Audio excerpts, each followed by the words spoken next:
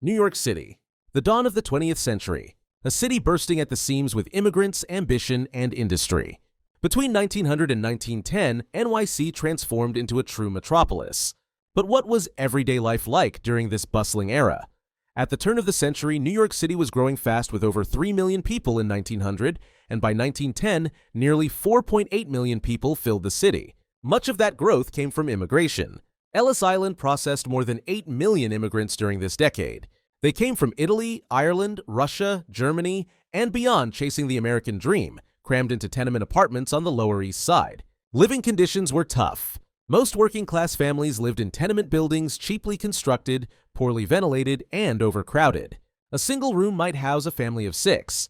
Bathrooms were often shared among dozens of people. Still, life thrived in these communities, full of language, culture, and resilience. Work was grueling, especially for immigrants. Men toiled in factories, shipyards, or construction sites. Women worked as seamstresses or domestics. And children, yes, children, often worked long hours in sweatshops or selling newspapers.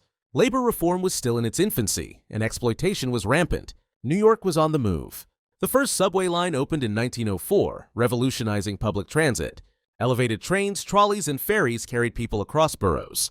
The city's infrastructure was growing up. Quite literally, for those who had time, the city was rich in entertainment. Coney Island drew crowds with its amusement parks. Vaudeville theaters lit up Broadway. Public parks like Central Park were gathering places for all classes. Not all was rosy. NYC in the 1900s had its share of crime. Gangs like the Five Points Gang and the Eastman Gang ruled neighborhoods. Corruption ran deep in Tammany Hall politics. But reformers like Jacob Riis and Jane Addams brought attention to poverty and the need for change. Fashion reflected class. Men wore suits and bowler hats, even to run errands. Women wore long skirts, blouses, and wide-brimmed hats. Kids played with simple toys, hoops, marbles, or handmade dolls.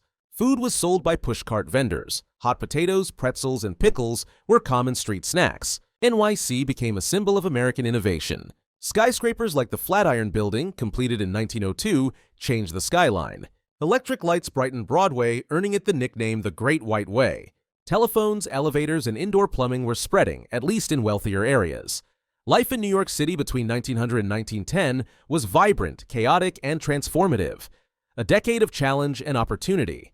The groundwork was being laid for the modern metropolis we know today. If you enjoyed this glimpse into the past, be sure to like, subscribe, and explore more forgotten chapters of American history with us.